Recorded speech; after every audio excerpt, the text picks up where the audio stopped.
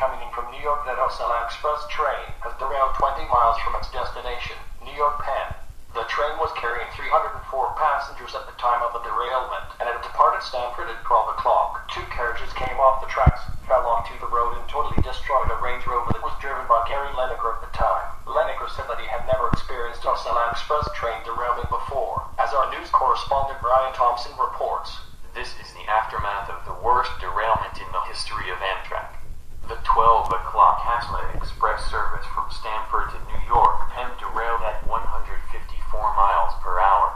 Coaches 2 and 3 came off the tracks, fell onto the road, and totally destroyed a Range Rover that was being driven by Gary Lineker.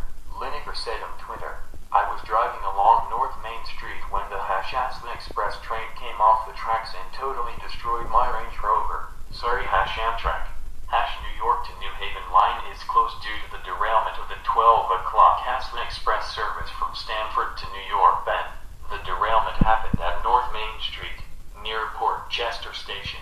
It happened when Adolf Hitler was talking on the phone to Miguel Camino, who told him that the train had to slow down at 45 miles per hour or it would derail. But Hitler told Miguel that he was trying to drive the Stamford to New York Penn train and hung up the phone. Then, at 12:04 and 59 seconds, Ariana Grande realized that the train was going too fast for the 45-mile-an-hour speed limit and said, "Uh-oh." The last recorded words came from the flight attendant from Southern Airways Flight 242, who said, "Brace for impact." To the 304 passengers, suddenly, the train came off the tracks and totally destroyed Gary Lineker's Range Rover. 304 passengers died in the derailment. Brian Thompson, BBC News.